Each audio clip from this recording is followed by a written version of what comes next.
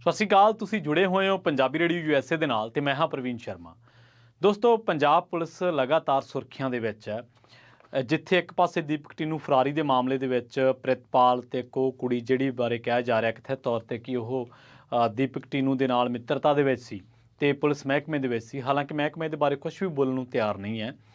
ਪਰ ਇਹਦੇ ਨਾਲ ਇੱਕ ਹੋਰ ਪੰਜਾਬ ਪੁਲਿਸ ਦਾ ਏਆਈਜੀ ਹੈ ਜਿਹੜਾ, ਇਹ ਆਸ਼ੀਸ਼ ਕਪੂਰ, ਇਹਦੇ ਤੇ ਵੀ ਹੁਣ ਸ਼ਿਕੰਜਾ ਕੱਸਿਆ ਗਿਆ, ਇਹਨੂੰ ਗ੍ਰਿਫਤਾਰ ਕੀਤਾ ਤੇ ਇਹਦੇ ਜਿਹੜੇ ਦੋਸ਼ ਲੱਗੇ ਨੇ ਉਹ ਬੜੇ ਸੰਗੀਨ ਨੇ। ਤੇ ਉਹ ਦੋਸ਼ ਕੀ ਨੇ ਉਹ ਦੱਸਣ ਤੋਂ ਪਹਿਲਾਂ ਮੈਂ ਤੁਹਾਨੂੰ ਦੱਸਣਾ ਚਾਹਣਾ ਵਾਂ ਕਿ ਜਿਹੜੀ ਇਹ ਖਾਕੀ ਵਰਦੀ ਹੈ ਇਹ ਬੜੀ ਇਹਦਾ ਜਿਹੜਾ ਵੈਸੇ ਤਾਂ ਪੰਜਾਬ ਦੀ ਜਿਹੜੀ ਖਾਕੀ ਵਰਦੀ ਤੁਹਾਨੂੰ ਪਤਾ, ਜੇ 80 ਤੋਂ ਚੱਕ ਲਈਏ ਆਪਾਂ 80-90 ਵਾਲਾ ਵਕਫਾ, 2000 ਤੱਕ ਵੀ ਹੋਰ ਵੀ ਬਥੇਰੇ, ਉਸ ਤੋਂ ਪਹਿਲਾਂ ਉਸ ਤੋਂ ਬਾਅਦ ਵੀ ਕਿੱਸੇ ਨੇ, ਬਥੇਰੇ ਕਿੱਸੇ ਨੇ ਇਹ ਇਸ ਖਾਕੀ ਵਰਦੀ ਜਦੋਂ ਦਾਗਦਾਰ ਹੋਈ ਹੈ। ਔਰ ਇਹ ਕੀਤੀ ਉਹਨਾਂ ਲੋਕਾਂ ਨੇ ਜਿਹੜੇ ਘਟੀਆ ਲੋਕ ਨੇ, ਔਰ ਉਹਨਾਂ ਨੇ ਪਹਿਲਾਂ ਕਾਨੂੰਨ ਦਾ ਫਾਇਦਾ ਚੁੱਕ ਕੇ ਨਜਾਇਜ਼ ਮੁੰਡੇ ਮਾਰੇ, ਕਤਲ ਕੀਤੇ ਮੁੰਡਿਆਂ ਦੇ। ਉਸ ਤੋਂ ਬਾਅਦ ਲੋਕਾਂ 'ਤੇ ਵਧੀਕੀਆਂ ਕੀਤੀਆਂ, ਘਟੀਆ ਪੋਲੀਟੀਸ਼ੀਅਨਸ ਦਾ ਸਾਥ ਦਿੱਤਾ। ਪੁਲਿਸ ਦਾ ਸਿਆਸੀ ਘਰ ਅਸਲ ਦੇ ਵਿੱਚ ਅਕਾਲੀਆਂ 'ਤੇ ਦੋਸ਼ ਲੱਗਦੇ ਰਹੇ, ਉਸ ਤੋਂ ਬਾਅਦ ਕਾਂਗਰਸ 'ਤੇ ਲੱਗਦੇ ਰਹੇ। ਹਾਲੇ ਆਹ ਸਰਕਾਰ ਦੀ ਟੈਨਿਓਰ ਪੂਰੀ ਹੋਣ 'ਤੇ ਪਤਾ ਲੱਗੂਗਾ ਵੀ ਕਿੰਨੇ ਕੁ ਦੋਸ਼ ਲੱਗੇ ਨੇ। ਪਰ ਪੁਲਿਸ ਦੀ ਵਰਦੀ ਪਾਉਣ ਦਾ ਮਤਲਬ ਕੀ ਇਹ ਹੈ ਕਿ ਕਿਸੇ ਨੂੰ ਲੌਕਅਪ ਦੇ ਵਿੱਚ ਤਾੜ ਕੇ ਤੇ ਉਹਦੇ ਨਾਲ ਉਹਦੀ ਮਜਬੂਰੀ ਦਾ ਜਾਂ ਉਹਦੇ ਗੁਨਾਹ ਦਾ ਫਾਇਦਾ ਚੱਕ ਕੇ ਉਹਦੇ ਨਾਲ ਬਲਾਤਕਾਰ ਕਰਨਾ ਵਾ? ਕਿ ਜਦੋਂ ਬਲਾਤਕਾਰ ਕਰਕੇ, ਪੁਲਿਸ ਦਾ ਕੰਮ ਆ ਬਲਾਤਕਾਰੀਆਂ ਨੂੰ ਫੜਨਾ, ਉਹਨਾਂ ਨੂੰ ਸਜ਼ਾਵਾਂ ਦਿਵਾਉਣਾ, ਅਦਾਲਤਾਂ ਦੇ ਵਿੱਚ ਜੇਰਾ ਕਰਨਾ। ਪੁਲਿਸ ਵਾਲਿਆਂ ਦਾ ਕੰਮ, ਪੁਲਿਸ ਵਾਲੇ ਗੁੰਡਾ, ਪੁਲਿਸ ਵਾਲਾ ਗੁੰਡਾ ਇੱਕ ਹਿੰਦੀ ਫਿਲਮ ਵੀ ਆਈ ਹੈ। ਪੁਲਿਸ ਦੀ ਵਰਦੀ ਦੇ ਵਿੱਚ ਕਈ ਗੁੰਡਾ ਕਿਸਮ ਦੇ ਲੋਕ ਨੇ ਜਿਹੜੇ ਆਪਣੀ ਪਾਵਰ ਦਾ ਇਸਤੇਮਾਲ ਕਰਦੇ ਨੇ, ਉਹਦੀ ਦੁਰਵਰਤੋਂ ਕਰਦੇ ਨੇ ਤੇ ਕਿਸੇ ਮਜਲੂਮ ਨੂੰ ਫਸਾ ਕੇ ਉਹਨੂੰ ਫਿਰ ਆਪਣੇ ਤਰੀਕੇ ਨਾਲ ਉਹਦੀ ਯੂਜ਼ ਕਰਦੇ ਨੇ। ਜਿਹੜਾ ਆਸ਼ੀਸ਼ ਕਪੂਰ ਹੈ ਇਹਦੇ ਦੋਸ਼ ਬੜੇ ਸੰਗੀਨ ਲੱਗੇ ਹੈ। ਦੋਸ਼ ਇਹ ਲੱਗਿਆ ਕਿ ਇਮੀਗ੍ਰੇਸ਼ਨ ਦੇ ਇੱਕ ਮਾਮਲੇ ਦੇ ਵਿੱਚ ਇੱਕ ਬੀਬੀ ਕਹਿ ਰਹੀ ਹੈ, ਦੋਸ਼ ਇਹ ਲੱਗੇ ਕਥਿਤ ਤੌਰ ਤੇ ਜਿਹੜੇ ਲੱਗ ਰਹੇ ਆ, ਉਹ ਕਹਿੰਦੇ ਕਿ ਮੈਨੂੰ ਇਮੀਗ੍ਰੇਸ਼ਨ ਦੇ ਕੇਸ 'ਚ ਫਸਾਇਆ। ਜੁਡੀਸ਼ੀਅਲ ਰਿਮਾਂਡ ਤੇ ਸੀਗੀ ਜਦੋਂ ਮੈਂ 2016 ਦੀ ਇਹ ਗੱਲ, ਅੰਮ੍ਰਿਤਸਰ ਦੀ ਕੇਂਦਰੀ ਜੇਲ੍ਹ ਦੀ। ਪੂਨਮ ਰਾਜ ਨੇ ਇਹਦਾ ਨਾਮ ਆ। ਉਹ ਕਹਿੰਦੀ ਕਿ ਉਹ ਮੇਰੀ ਉਦੋਂ ਉਹਦੇ ਨਾਲ ਜਾਣ ਪਛਾਣ ਹੋਈ ਜਦੋਂ ਮੈਂ ਜੁਡੀਸ਼ੀਅਲ ਰਿਮਾਂਡ ਤੇ ਸੀ ਅੰਮ੍ਰਿਤਸਰ ਕੇਂਦਰੀ ਜੇਲ੍ਹ ਦੇ ਵਿੱਚ। ਉਦੋਂ ਇਹ ਜਿਹੜੀ ਆ, ਉਹਦਾ ਭਰਾ ਵੀ ਜ਼ੀਰਕਪੁਰ ਦੇ ਕਿਸੇ ਥਾਣੇ ਦੇ ਵਿੱਚ ਸੀਗਾ, ਧਾਰਾ 420 120 ਦੇ ਤਹਿਤ। ਉਹਦੀ ਮਾਂ ਪ੍ਰੇਮਲਤਾ, ਕੁਲਦੀਪ ਸਿੰਘ ਭਰਜਾਈ, ਇਹ ਸਾਰੇ ਪੁਲਿਸ ਰਿਮਾਂਡ ਤੇ ਸੀਗੇ। ਉਦੋਂ ਆਸ਼ੀਸ਼ ਕਪੂਰ ਜਿਹੜਾ ਉਹ ਜ਼ੀਰਕਪੁਰ ਗਿਆ ਤੇ ਧੋਖੇ ਨਾਲ ਪੂਨਮ ਰਾਜਨ ਦੀ ਮਾਂ ਪ੍ਰੇਮਲਤਾ ਨੂੰ ਜ਼ਮਾਨਤ ਦਿਵਾਉਣ ਤੇ ਅਦਾਲਤ ਦੇ ਵਿੱਚੋਂ ਬਰੀ ਕਰਵਾਉਣ ਦੀ ਮਦਦ ਲਈ ਉਹਨੂੰ ਰਾਜ਼ੀ ਕਰ ਲਿਆ। ਇਸ ਤੋਂ ਬਾਅਦ ਆਸ਼ੀਸ਼ ਕਪੂਰ ਨੇ ਥਾਣਾ ਜ਼ੀਰਕਪੁਰ ਦੇ ਤਤਕਾਲੀ ਐਸਐਚਓ ਪਵਨ ਕੁਮਾਰ ਤੇ ਏਐਸਆਈ ਹਰਜਿੰਦਰ ਸਿੰਘ ਨਾਲ ਕਥਿਤ ਮਿਲੀ ਭੁਗਤ ਕਰਕੇ ਪੂਨਮ ਰਾਜਨ ਦੀ ਭਰਜਾਈ ਪ੍ਰੀਤੀ ਨੂੰ ਬੇਕਸੂਰ ਕਰਾਰ ਦੇ ਦਿੱਤਾ ਤੇ ਇਸ ਮਦਦ ਦੇ ਬਦਲੇ ਆਸ਼ੀਸ਼ ਕਪੂਰ ਨੇ ਪ੍ਰੇਮਲਤਾ ਤੋਂ 1 ਕਰੋੜ ਰੁਪਏ ਦੇ ਵੱਖ-ਵੱਖ ਚੈੱਕਾਂ ਦੇ ਦਸਤਖਤ ਕਰਵਾ ਲਏ, ਜੋ ਜਾਣਕਾਰਾਂ ਦੇ ਨਾਂ ਤੇ ਜਮ੍ਹਾਂ ਕਰਵਾ ਕੇ ਏਐਸਆਈ ਹਰਜਿੰਦਰ ਸਿੰਘ ਰਾਹੀਂ ਪ੍ਰਾਪਤ ਕਰ ਲਏ। ਹੁਣ ਜਿਹੜਾ ਤਾਜ਼ਾ ਮਾਮਲਾ ਵਾ ਉਹ ਇਹ ਹੈ ਕਿ ਡੀਐਸਪੀ ਪਵਨ ਕੁਮਾਰ ਤੇ ਏਐਸਆਈ ਹਰਜਿੰਦਰ ਸਿੰਘ ਤੇ ਵੀ ਐਫਆਈਆਰ ਜਿਹੜੀ ਹੈ ਦਰਜ ਹੈ। ਇੱਕ ਪਾਸੇ ਜਿੱਥੇ ਆਪਾਂ ਚਰਚਾ ਕਰ ਰਹੇ ਹਾਂ ਲਗਾਤਾਰ ਪੁਲਿਸ ਮਹਿਕਮਾ ਸੁਰੱਖਿਆ ਦੇ ਵਿੱਚ ਆ ਦੀਪਕ ਟੀਨੂ ਦੀ ਫਰਾਰੀ ਮਾਮਲੇ ਦੇ ਵਿੱਚ ਪ੍ਰਿਤਪਾਲ ਕਰਕੇ ਕਿ ਕਿਵੇਂ ਉਹ ਬੰਦਾ ਚੜਿਆ, ਪੌੜੀਆਂ ਚੜਿਆ ਤੇ ਕਿਵੇਂ ਉਹ ਬੰਦੇ ਦੀ ਵੱਡੇ ਅਫਸਰਾਂ ਦਾ ਉਹਦੇ ਸਿਰ ਤੇ ਪੂਰਾ ਹੱਥ ਸੀਗਾ। ਤੇ ਦੂਜੇ ਪਾਸੇ ਇਹ ਬੰਦਾ ਵਾ ਆਸ਼ੀਸ਼ ਕਪੂਰ, ਜਿਹਦੇ ਤੇ ਬੀਬੀ ਦੋਸ਼ ਲਾ ਰਹੀ ਹੈ ਕਿ ਇਹਨੇ ਜੇਲ੍ਹ ਦੇ ਵਿੱਚ ਜ਼ਬਰਨ ਮੇਰੇ ਨਾਲ ਸਰੀਰਕ ਸੰਬੰਧ ਬਣਾਏ। ਉਸ ਤੋਂ ਬਾਅਦ ਉਹ ਕਹਿੰਦੀ ਕਿ ਜਦੋਂ ਮੇਰੀ ਪ੍ਰੈਗਨੈਂਸੀ ਬਾਰੇ ਪਤਾ ਲੱਗਿਆ, ਇਹਨੇ ਮੇਰੇ ਮੈਡੀਕਲ ਦੇ ਬਹਾਨੇ ਇਹਨੇ ਮੈਨੂੰ ਬਾਹਰ ਕੱਢਿਆ ਜੇਲ੍ਹ ਦੇ ਵਿੱਚ ਤੇ ਬਾਹਰ ਐਸ਼ ਕਰਾਈ। ਉਹ ਕਹਿੰਦੀ ਕਿ ਮੈਨੂੰ ਮੈਡੀਕਲ ਦੇ ਬਹਾਨੇ ਘੁਮਾਉਂਦਾ ਰਿਹਾ। ਈਵਨ ਕਿ ਉਸ ਔਰਤ ਨੇ ਇਹਦੇ ਅਕਾਊਂਟ ਦੇ ਵਿੱਚੋਂ 23-24 ਲੱਖ ਰੁਪਏ ਦੀ ਸ਼ਾਪਿੰਗ ਵੀ ਕੀਤੀ ਹੈ। ਪਰ ਉਹ ਕਹਿੰਦੀ ਹੈ ਕਿ ਜਦੋਂ ਇਹਨੂੰ ਪਤਾ ਲੱਗਿਆ, ਫਿਰ ਪ੍ਰੈਗਨੈਂਸੀ ਬਾਰੇ ਪਤਾ ਲੱਗਿਆ, ਤਾਂ ਫਿਰ ਇਹਦੀ ਜ਼ਮਾਨਤ ਕਰਵਾਈ ਗਈ। ਅਹੁਦੇ ਦੀ ਦੁਰਵਰਤੋਂ ਕਰਕੇ ਉਹਦੇ ਨਾਲ ਜ਼ਬਰਨ ਸਰੀਰਕ ਸੰਬੰਧ ਬਣਾਏ। ਉਸ ਤੋਂ ਬਾਅਦ ਇਹ ਵੀ ਹੈ ਕਿ ਉਹਨੂੰ ਝੂਠੇ ਇਮੀਗ੍ਰੇਸ਼ਨ ਕੇਸ ਦੇ ਵਿੱਚ ਮਾਮਲੇ 'ਚ ਫਸਾਇਆ ਤੇ ਫਿਰ ਇਹ ਬੰਦਾ ਆਪਣੇ ਕਾਰਡ ਤੋਂ ਸ਼ਾਪਿੰਗ ਵੀ ਕਰਵਾਉਂਦਾ ਰਿਹਾ ਤੇ ਉਹਨੂੰ ਜੇਲ੍ਹ ਦੇ ਵਿੱਚ ਇੰਟਰਨੈੱਟ ਤੇ ਮੋਬਾਈਲ ਵੀ ਮੁਹੱਈਆ ਕਰਵਾਇਆ ਹੋਇਆ। ਇਹ ਦੋਸ਼ ਨੇ ਉਹ ਬੀਬੀ ਦੇ। ਇਹਨਾਂ ਦੇ ਵਿੱਚ ਸੱਚਾਈ ਕਿੰਨੀ ਹੈ ਜਾਂ ਇਹਨਾਂ ਵਿੱਚ ਇਹ ਅਦਾਲਤੀ ਜ਼ਿਰਾ ਦਾ ਕੰਮ ਹੈ, ਪਰ ਗ੍ਰਿਫਤਾਰੀ ਹੋਈ ਹੈ ਇਸ ਬੰਦੇ ਦੀ ਆਸ਼ੀਸ਼ ਕਪੂਰ ਦੀ। ਮਾफ़ ਕਰਨਾ, ਸਵਾਲ ਵੱਡਾ ਇਹ ਉੱਠਦਾ ਵਾ ਕਿ ਕੀ ਪੁਲਿਸ ਵਾਲੇ ਦਾ ਕੰਮ ਲੌਕਅਪ ਦੇ ਵਿੱਚ ਤਾੜੀ ਕਿਸੇ ਦੋਸ਼ੀ, ਕਿਸੇ ਜੁਡੀਸ਼ੀਅਲ ਰਿਮਾਂਡ ਤੇ ਬੰਦ ਔਰਤ ਦੀ ਮਜਬੂਰੀ ਦਾ ਫਾਇਦਾ ਚੁੱਕਣਾ ਵਾ?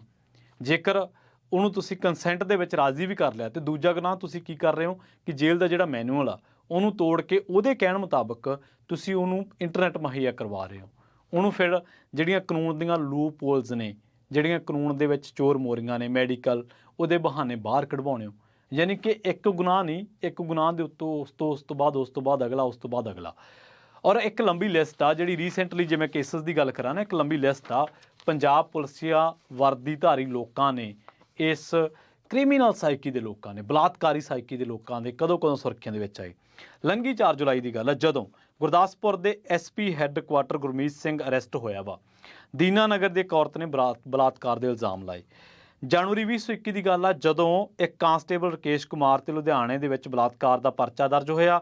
ਦੋਸ਼ ਇਹ ਲੱਗੇ ਕਿ 24 ਸਾਲਾ ਔਰਤ ਨਾਲ ਲੌਕਅਪ ਦੇ ਵਿੱਚ ਬਲਾਤਕਾਰ ਕੀਤਾ ਗਿਆ।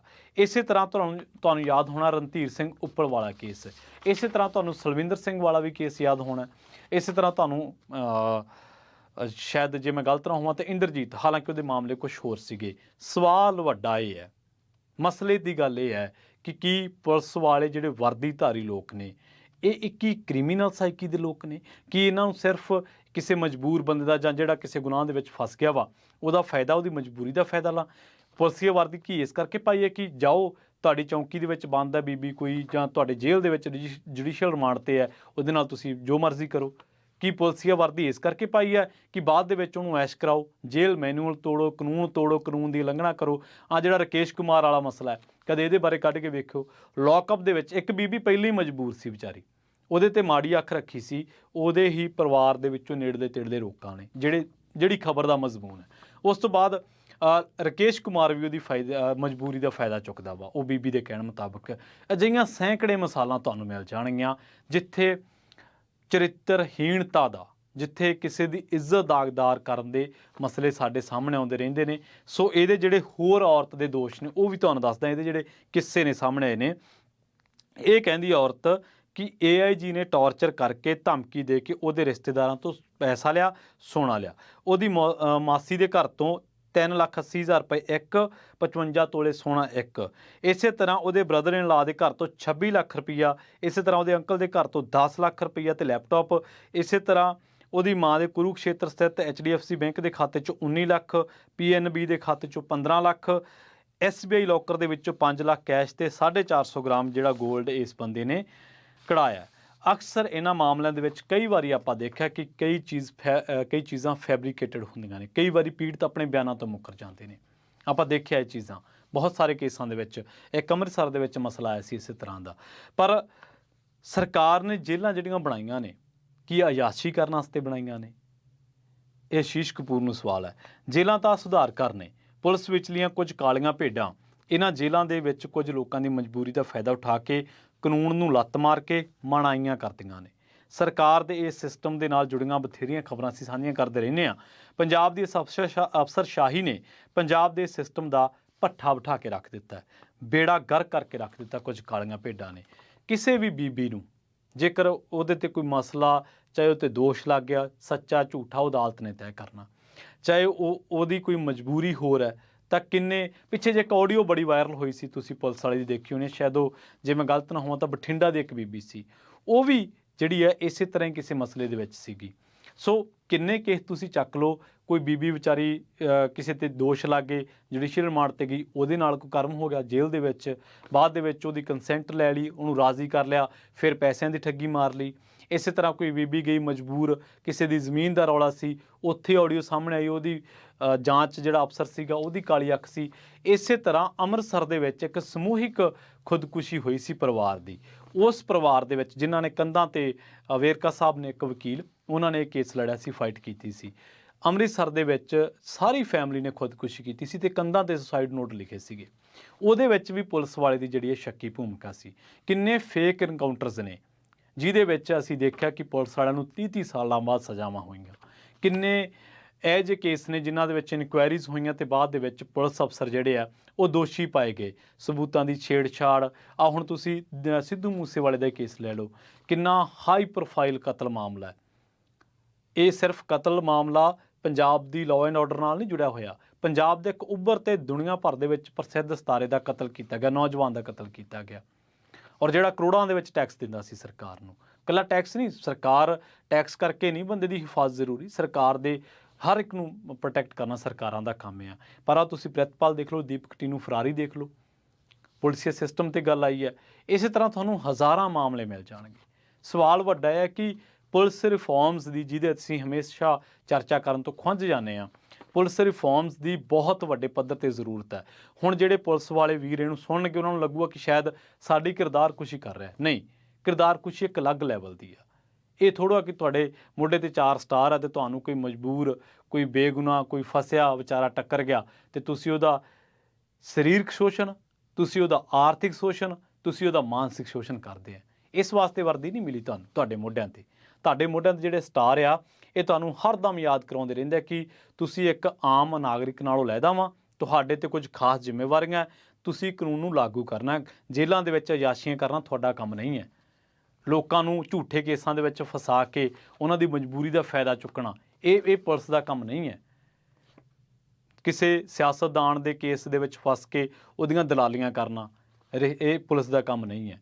ਕਿਸੇ ਗੈਂਗਸਟਰ ਨੂੰ ਭਜਾਉਣਾ, ਉਹਦੀਆਂ ਪ੍ਰੇਮਿਕਾਵਾਂ ਨੂੰ ਮਿਲਵਾਉਣਾ, ਟਾਈਮ ਬੰਨ੍ਹਣੇ, ਰਾਖੀ ਰੱਖਣਾ, ਇਹ ਪੁਲਿਸ ਦਾ ਕੰਮ ਨਹੀਂ ਹੈ। ਠੀਕ ਹੈ, ਅਸੀਂ ਮੰਨਦੇ ਹਾਂ ਕਿ ਪੁਲਿਸ ਜਾਂ ਰਿਫਾਰਮਸ ਹੋਣੇ ਚਾਹੀਦੇ ਨੇ ਔਰ ਬਹੁਤ ਵੱਡੀ ਪੱਧਰ ਤੇ ਹੋਣੇ ਚਾਹੀਦੇ ਨੇ, ਜਿਹਦੇ 'ਤੇ ਅਸੀਂ ਚਰਚਾ ਨਹੀਂ ਕਰਦੇ। ਇਹਨਾਂ ਰਿਫਾਰਮਸ ਦਾ ਮਤਲਬ ਇਹ ਹੋਏਗਾ ਕਿ ਚਲੋ ਪੁਲਿਸ ਨੂੰ ਇੱਕ ਪੱਕੀ ਛੁੱਟੀ ਹੋਵੇ, ਪਰ ਇਹ ਜੇ ਨਹੀਂ ਹੋ ਰਹੇ ਤਾਂ ਇਹਦਾ ਮਤਲਬ ਇਹ ਥੋੜ੍ਹਾ ਹੈ ਕਿ ਪੁਲਿਸ ਆਪਣਾ ਕਿਰਦਾਰ ਡੇਗ ਲੇ, ਪੁਲਿਸ ਮਾਣਾਈਆਂ ਕਰੇ। ਪੁਲਿਸ ਕਾਨੂੰਨ ਦੀ ਰਖਵਾਲੀ ਹੈ। ਪੁਲਿਸ ਦਾ ਕੰਮ ਕਾਨੂੰਨ ਨੂੰ ਲਾਗੂ ਕਰਨਾ, ਕਾਨੂੰਨ ਨੂੰ ਪ੍ਰੋਟੈਕਟ ਕਰਨਾ ਹੈ। ਕਾਨੂੰਨ ਹੱਥ 'ਚ ਲੈਣਾ ਪੁਲਿਸ ਦਾ ਕੰਮ ਨਹੀਂ ਹੈ।